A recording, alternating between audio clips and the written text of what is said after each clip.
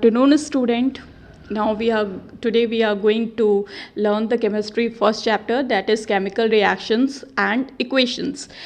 What is the aim of studying this chapter, that is chemical reactions and equations? First of all, we have to know about the aim of studying, why this chapter is given in the class 10th. The chemical reactions means all the process in which chemical changes take place is known as chemical reaction, and the reaction which are equated in the form of samples or in the form of written form, that is known as equations. जो भी chemical changes हैं उसको हम written form या sample के form में represent कर रहे, way of representation, that is called chemical equation. Now we will study, first of all we must know the what is chemical reactions. Chemical reactions होते क्या हैं?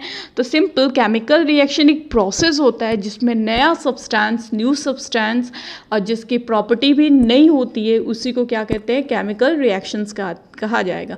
Simply we can define chemical reactions are the process in which new substance with new properties are formed. एक नया substance एक नए property के साथ form होता है, that is known as chemical reaction. और उसको हम represent form, जिस form में जैसे samples के form में या in the written form में उसको represent कर रहे हैं, उसी को क्या कहा जाएगा? equation कहा जाएगा.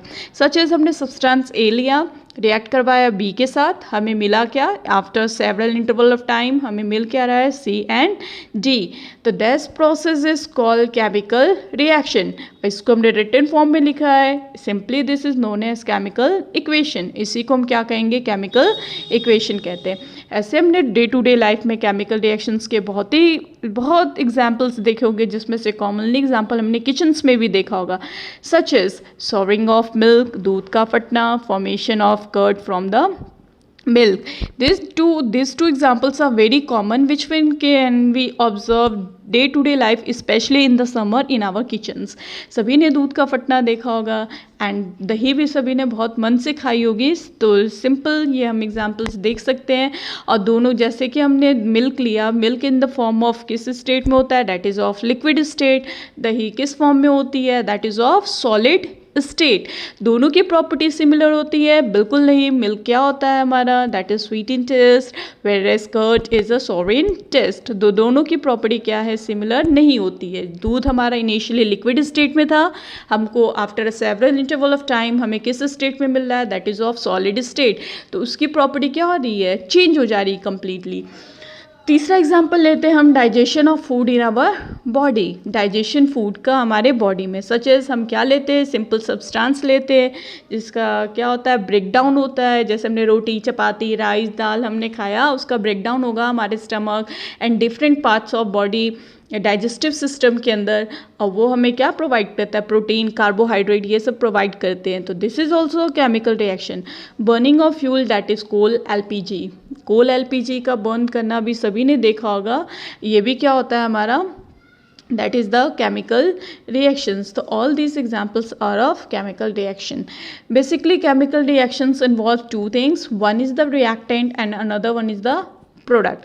जो इनिशियली स्टार्टिंग में जो हम सब्सटेंस लेते हैं उसको क्या कहा जाता है? रिएक्टेंट कहा जाता है. और जो बाद में हमको मिलता है after interval of time, that is known as product. Such as हमने कोई लकड़ी ली, हमने कोई इन केस हमने कोई लकड़ी लिया या फिर हमने कोई कोल लिया, तो ये हमारा इनिशियली था, हमारा क्या है? रिएक्टेंट है. जब हमने इसको बर्न किया, बर्न करने के बाद हमें क्या मिल जाएगा? ऐश मिलेगा, राख मिलेगी. और क्या होगा? Carbon dioxide will be release out. Carbon dioxide gas क्या होगी? यहाँ से रिलीज आउट होगी. तो जो हमें राख मिल रही लकड़ी की और जो कार्बन डाइऑक्साइड मिल रहा है, that is known as product. तो जो इनिशियल सब्सटेंस रिएक्ट करते हैं उसको क्या कहा जाता है? रिएक्टेंट कहा जाता है. और जब रिएक्टेंट रिएक्ट करते हैं, फॉर्मेशन होता है, तो उसको क्या कहा जाएगा? प्रोडक्ट कहा जाता है. तो these two are the important things which are involve in a chemical reaction, जो कि केमिकल रिएक्शन में इन्वॉल्व होती है. मे बी अब केमिकल रिएक्शन एक पर्टिकुलर टेम्परेचर पे भी हो सकता है, एट अ हाई टेम्परेचर भी होता है, कुछ स्पेसिफिक टेम्परेचर पे भी होता है. तो डिपेंड करता है कि किस टाइप के हम केमिकल रिएक्शन पढ़ रहे हैं. अभी हम लेटर ऑन इस चैप्टर के अंदर हम डिस्कस भी करेंगे. नाउ हमें तो समझ में आ गया केमिकल रिएक्शन है, डेफिनेशंस, लेकिन हम कैसे बताएंगे कि कोई रिएक्शन हो रही है तो वो केमिकल रिएक्शन है कि नहीं. नहीं है। जैसे किसी भी चीज़ को करेक्टराइज करने के लिए, पहचानने के लिए कुछ उसके अंदर आइडेंटिकल या फीचर्स डेवलप किए जाते हैं, वैसे केमिकल रिएक्शंस के अंदर भी क्या होती हैं, कुछ करेक्टरिस्टिक्स फीचर्स होते हैं जिसके थ्रू हम बता सकते हैं कि पर्टिकुलरली इसके अंदर केमिकल रिएक्शन हो रहा है कि नहीं हो रहा है। तो पहला क्या होता है, इवोल्यूशन ऑफ गैस। अगर कहीं से भी हमें केमिकल रिएक्शंस में अगर गैस का इवोल्यूशन हो रहा है, गैस निकल रही है, तो उसे क्या कहा जाएगा, केमिकल रिएक्शन कहा जाएगा। फॉर्मेशन ऑफ प्रेसिपिटेट, अगर प्रेसिपिटेट फॉर्म हो रहा है तो उसको हम क्या कहेंगे, केमिकल रिएक्शन कहेंगे। अगर उसका कलर चेंज हो रहा है, मीन्स इनिशियल में कलर कुछ और है, फाइनल में हमको कलर कुछ और मिल रहा है, दैट इज रिएक्टेंट साइड का कलर कुछ और है, प्रोडक्ट में कुछ और मिल रहा है, तो उसको क्या कहा जाएगा, change in colour. Change in temperature means reactant का टेम्परेचर कुछ और है, प्रोडक्ट का टेम्परेचर कुछ और है, तब उसको क्या कहेंगे, change in temperature. Change in state, state basically 3 type के स्टेट होते हैं, जैसे सॉलिड, लिक्विड, गैस। अगर इसमें कोई चेंजेस आ रहे हैं तो भी इसे क्या कहा जाएगा, केमिकल रिएक्शन कहा जाएगा। अब ये कोई ज़रूरी नहीं होता कि ये पांचों कैरेक्टरिस्टिक्स अलग अलग इक्वेशन में ही मिले या रिएक्शन में ही मिले। हम ये पांचों, ये all the 5 characteristics can be seen in a simple one chemical reaction।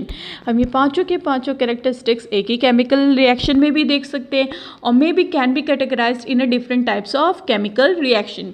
ये किस पे डिपेंड करेगा, हमारी केमिकल रिएक्शन पे डिपेंड करता है कि ये हमें पांचों एक साथ मिल रहे हैं कि अलग अलग मिल रहे हैं। चलिए हम इसमें पहला डिस्कस करेंगे evolution of gas. Evolution means क्या होता है, निकलना। गैस मीन्स क्या होता है, गैस का बाहर निकलना, जो कि गैसेस स्टेट में होती है। अगर उसका इवॉल्व हो रहा है कहीं से भी, टेस्ट ट्यूब से या केमिकल रिएक्शन में, तब उसको क्या कहा जाता है, इवोल्यूशन ऑफ गैस कहा जाएगा। सच एज हमने जिंक लिया, जिंक ग्रैनुल्स में सॉलिड जिंक हमने HCl के साथ डाला, जैसे कि हमने ये HCl के अंदर डाल दिया तो हमें क्या मिल रहा है, zinc chloride and hydrogen gas का। देख सकते हैं कि हमने यहाँ पे कोनिकल फ्लास्क लिया है, फ्लास्क के अंदर हमने क्या डाल दिया है, HCl डाला है और उसमें हमने क्या डाल दिया, जिंक के छोटे छोटे पीसेस डाले। जैसे ही हम जिंक के पीसेस डालेंगे, जिंक क्या, HCl is acidic in nature, highly acidic होता है, हम सभी को पता है। तो ये क्या करेगा, जिंक इसके साथ रिएक्ट करता है, रिएक्ट करने के बाद किसका फॉर्मेशन कर देगा, जिंक क्लोराइड का फॉर्मेशन होगा और यहाँ से हाइड्रोजन गैस का क्या होगा, इवोल्यूशन होगा, बाहर हमें गैस निकलेगी। चूँकि हाइड्रोजन गैस कलरलेस होती है तो हमको तो दिखेगी नहीं, लेकिन हमें कैसे पता चलेगा हाइड्रोजन गैस यहाँ से इवॉल्व हो रहा है, कैसे, तो हम जैसे ही टेस्ट ट्यूब के माउथ पे हम क्या ले जाएंगे, बर्निंग मैस्टिक, जली हुई मैस्टिक या फिर कैंडल ले जाएंगे। तो अगर यहाँ से हाइड्रोजन गैस निकल रही है तो जैसे हमने इसके माउथ पे बर्निंग मैस्टिक या फिर कैंडल रखा तो वहाँ से कौन सी साउंड आएगी, pop sound. If the pop sound come, that means the gas evolved is hydrogen gas. Basically hydrogen gas की टेस्टिंग भी इसी के थ्रू की जाती है। हमें कैसे, कहीं पे भी हमें हाइड्रोजन गैस टेस्ट करना हो, पता करना हो कि यहाँ से हाइड्रोजन गैस निकल रहा है कि नहीं निकल रही है, तो सिंपल हम क्या करेंगे, बर्निंग मैस्टिक या फिर कैंडल या एनी सोर्स हम जलता हुआ ले जाएंगे। अगर पॉप साउंड आएगा तो we can easily recognise the gas liberated out या evolved out is hydrogen gas. Now the second characteristics is formation of precipitate.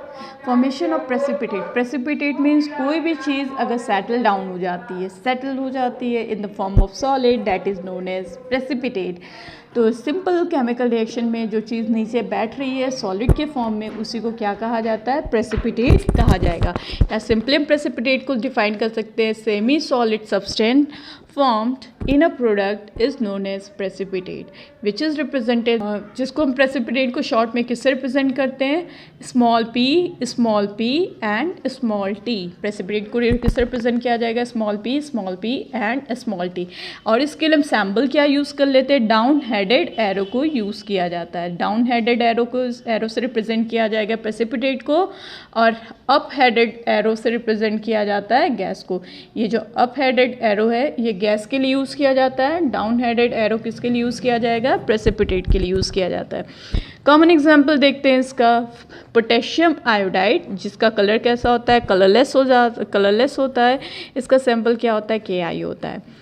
Lead react किसके साथ कर रहा है, लेड नाइट्रेट सोल्यूशन के साथ, जो कि किस कलर का होता है, कलरलेस। ये भी रिएक्टेंट भी कलरलेस है, ये भी रिएक्टेंट क्या है हमारा, कलरलेस है।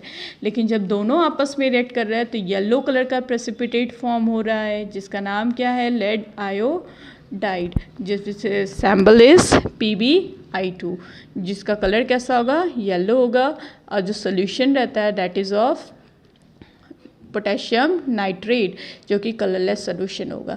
या सिंपली हम कह सकते हैं इस बीकर, इस टेस्ट ट्यूब के अंदर हमने क्या लिया है, पोटेशियम आयोडाइड लिया है सोल्यूशन। इसके अंदर हमने क्या लिया है, lead nitrate solution PbNO3 twice. और जब ये दोनों आपस में रिएक्ट कर रहे हैं तो यहाँ पे हमें एक टेस्ट ट्यूब है, हमने इस टेस्ट ट्यूब को ट्रांसफ़र कर दिया इस टेस्ट ट्यूब के अंदर। तो यहाँ पे हमें बॉटम ये जो सोल्यूशन मिलेगा दैट इज़ ऑफ KNO3 का, और जो बॉटम में हमें येलो कलर का एक प्रेसिपिटेट सॉलिड मिलेगा जिसको कि हम फिल्टर पेपर में छान लेंगे तो ईजिली वी कैन ऑब्जर्व ये हमारा क्या होगा, PbI2 लेड आयोडाइड।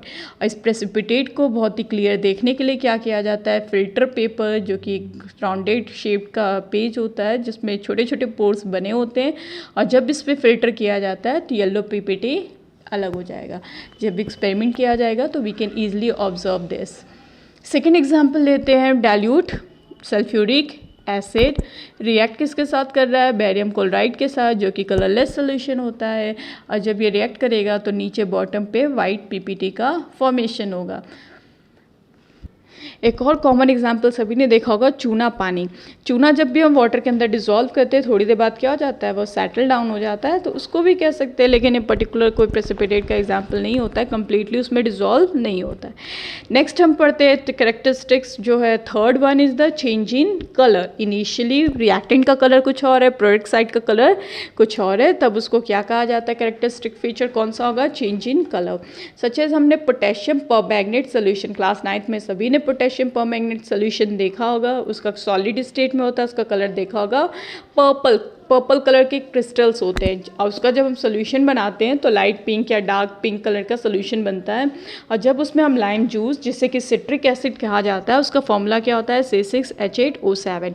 हम इसमें 1 या 2 या 3 ड्रॉप्स इसके अंदर डालेंगे तो पोटेशियम परमैंगनेट का कलर कैसा हो जाता है, कलरलेस हो जाता है। जो पर्पल कलर होता है वो किस में चेंज हो जाता है, कलरलेस सोल्यूशन में, क्योंकि यहाँ पे पोटेशियम परमैंगनेट क्या बना देता है, मैग्नेट आयन का फॉर्मेशन कर देगा। ठीक है, फॉर्मेशन किसका हो जाएगा, मैग्नेट आयन। जो परमैंगनेट है वो किस में चेंज हो जाता है, मैग्नेट आयन में चेंज हो जाएगा।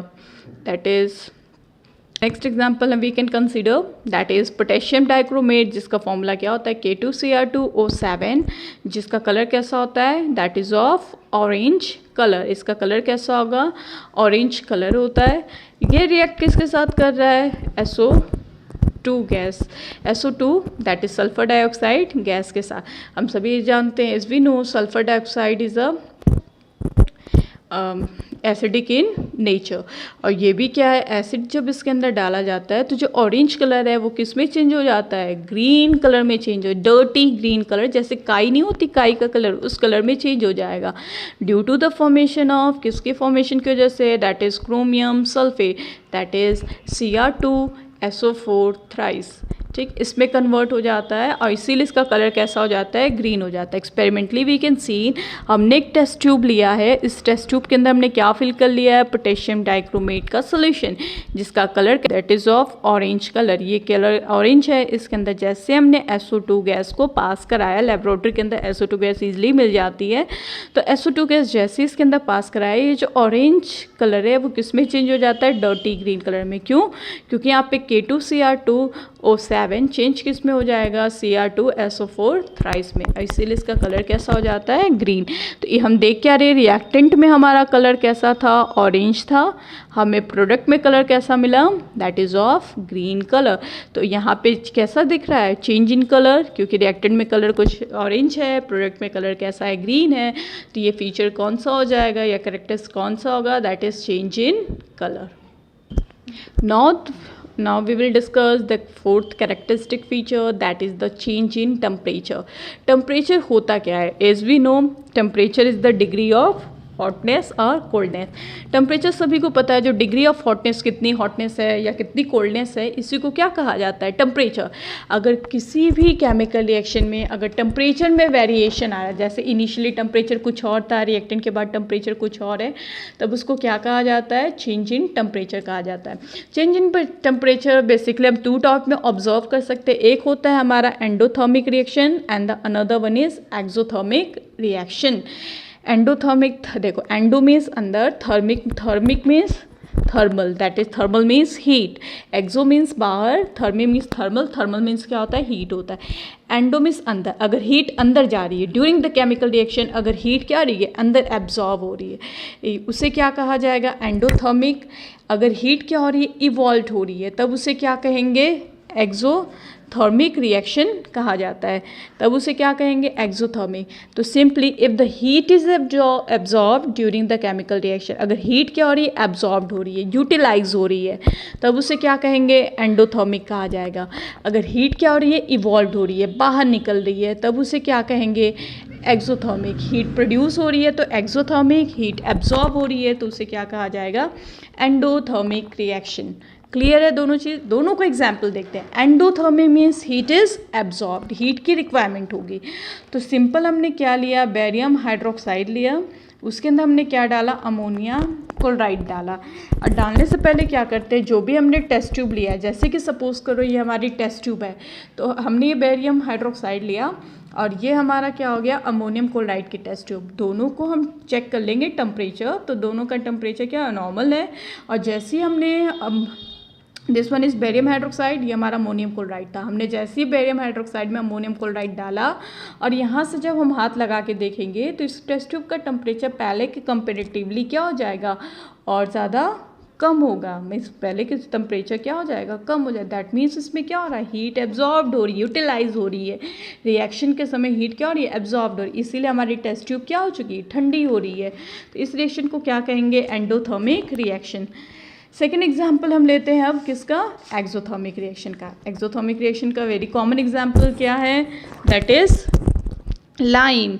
सभी ने चूना पानी देखा होगा। चूना जब हम क्या करते हैं, एक बीकर लेते हैं और इस बीकर के अंदर जब हम बीकर लेते हैं और इसके अंदर क्या डाला जाता है, जब हम इसमें चूना डालते हैं तो यहाँ से क्या होता है, ये पूरा जो बीकर होता है हमारा क्या फील होता है, छूने पे गरम फील होता होगा, बहुत ही हॉट फील होता है। प्लस इसमें से बुलबुल बुलबुल बुलबुल बल बल बल इसमें से क्या आती है, आवाज़ भी निकलती है, प्लस इसमें खदर खदर आवाज़ निकलेगी और पूरा ये टेस्ट ट्यूब क्या हो जाता है, हमारा गर्म हो जाता है। दैट मीन्स इस रिएक्शन में क्या हो रहा है, हीट बाहर निकलती है। और इसीलिए प्लास्टिक की जो बकेट्स होती हैं उसके अंदर चूना कभी भी नहीं भिंगाया जाता है, क्योंकि इतनी हीट निकलती है कि हमारी प्लास्टिक जो होगी क्या हो जाती है, मेल्ट हो जाती है। क्यों, क्योंकि ये कैसी रिएक्शन है, this is the exothermic reaction. कैसी रिएक्शन है, एक्सोथर्मिक रिएक्शन। दैट इज चूना calcium oxide react with water molecule, formation किसका हो जाता है, calcium hydroxide, and plus heat is evolve. I think ये सभी ने ये एग्जाम्पल देखा, नहीं देखा तो शाम में चूना लाइए, पानी डाल के ऑब्जर्व कीजिए। नेक्स्ट हम देखते हैं एग्जाम्पल किसका, जिंक। हमने जिंक छोटे छोटे पीसेस लिए हैं और उसको हमने डाला है H2SO4 सोल्यूशन में। डालते के साथ बबल्स निकलेंगी, हाइड्रोजन गैस इवॉल्व होती है और जिंक सल्फेट फॉर्म होता है। और जब हम टेस्ट ट्यूब के बॉटम को टच करेंगे या टेस्ट ट्यूब के सरफेस को टच किया जाएगा तो it will feel hot. Test tube की सरफेस कैसे फील होगी, हॉट फील होती है। दैट मीन्स कि रिएक्शन कैसी है, रिएक्शन इज एक्सोथर्मिक रिएक्शन, क्योंकि यहाँ से हीट क्या हो रही है, बाहर निकल रही है। तो जब भी हीट बाहर निकलेगी रिएक्शन कैसी होगी, एक्सोथर्मिक। और जब भी हीट अंदर जाएगी रिएक्शन कैसी होगी, एंडोथर्मिक। एक्सोथर्मिक में हमेशा ही टेस्ट ट्यूब कैसी होगी, गर्म हो जाती है। एंडोथर्मिक में टेस्ट ट्यूब कैसी हो जाएगी, प्रोडक्ट साइड में ठंडी हो जाती है। इसीलिए हम एंडोथर्मिक के ऑलमोस्ट रिएक्शन में क्या करते हैं, टेस्ट ट्यूब को हीट करना पड़ता है, लेकिन एक्सोथर्मिक में टेस्ट ट्यूब को हीट नहीं किया जाता है, वो इनिशियली रिएक्शन अपनी प्रोसीड करती रहेगी। Last one, that is the fifth one, change in state. अगर उसका स्टेट चेंज हो रहा है तो भी उसको क्या कहा जाएगा, केमिकल रिएक्शन ही कहा जाता है। Such as burning of coal, coal का जलना। कोल का जलना कॉमन है, सभी ने देखा होगा। कोल किस फॉर्म में होता है, सॉलिड फॉर्म में होता है, लेकिन जब कोल को बर्न किया जाता है वो किस में चेंज हो जाता है, अगर हमने sufficient amount of carbon dioxide oxygen दिया है तो सफिशिएंट अमाउंट में अगर ऑक्सीजन उसको मिल रहा है तो CO2 में कन्वर्ट होगा। अगर इनसफिशिएंट अमाउंट में उसको ऑक्सीजन मिल रहा है तो किस में चेंज हो जाता है, कार्बन मोनोऑक्साइड में। तो कोल को रिप्रेजेंट किससे किया जाता है, C से। कार्बन को भी रिप्रेजेंट C से करेंगे, चारकोल को भी C से। अगर इसको सफिशिएंट अमाउंट ऑफ ऑक्सीजन में बर्न किया जाता है तो किस में चेंज हो जाएगा, CO2 में। अगर इसको क्या किया जाएगा, इनसफिशिएंट अमाउंट ऑफ ऑक्सीजन में बर्न किया जाता है तो कार्बन मोनोऑक्साइड। मीन्स यहाँ पे कोल किस स्टेट में था, सॉलिड स्टेट में। हमें प्रोडक्ट में क्या मिला, गैसेस स्टेट मिला। तो ये क्या है, चेंज इन स्टेट। इसका स्टेट क्या हो रहा है, चेंज हो रहा है। ठीक। Second example, burning of wax. Wax का बर्नना, जलना सभी ने देखा होगा, सिंपल कैंडल वैक्स। तो ये हमने कैंडल ली है और इस कैंडल को जब ये वैक्स को बर्न किया है तो वैक्स को बर्न करते हैं तो यहाँ से धुआं निकलता है, जो कि बेसिकली धुआं कहा जाता है, लेकिन होता क्या है, CO2 गैस। और यहाँ से क्या होते हैं, छोटे छोटे मोल्टन फॉर्म में हमें ड्रॉपलेट्स का फॉर्मेशन होता है। तो ये हमारा क्या था, बेसिकली चेंज ऑफ स्टेट। हमने लिया क्या था, सॉलिड, और चेंज किस में हो गया, गैसेज एंड वाटर फॉर्म में in the burning of candle wax. तो हमने आज क्या डिस्कस किया, हमने पढ़ा क्या, केमिकल रिएक्शंस एंड इक्वेशन के अंदर केमिकल रिएक्शन होते क्या है, जब भी कोई नया सब्सटेंस एक नई प्रॉपर्टी के साथ बन रहा है तो उसी को क्या कहा जाएगा, केमिकल रिएक्शन कहा जाता है। और जब उसको इक्वेशन के फॉर्म में या सैम्पल्स के फॉर्म में या रिटन फॉर्म में उसको लिखते हैं तो उसी को क्या कहेंगे, केमिकल इक्वेशन कहा जाता है। बेसिकली केमिकल इक्वेशन, देखो बेसिकली हमने एग्जाम्पल क्या देखा, souring of milk and the formation of curd, all these are the examples of chemical reactions. तो केमिकल रिएक्शन हमें कैसे पता चलेंगे, इसके लिए कुछ फीचर्स होते, कैरेक्टरिस्टिक्स होते, जिसमें हमने 5 कैरेक्टरिस्टिक्स डिस्कस किया। Number 1 is the change in Number 1 we have studied change in state. Number 2 we have studied that change formation of precipitate. Third हमने क्या डिस्कस किया, that is the change of color. Fourth one is the change in temperature and the fifth one is the change in state.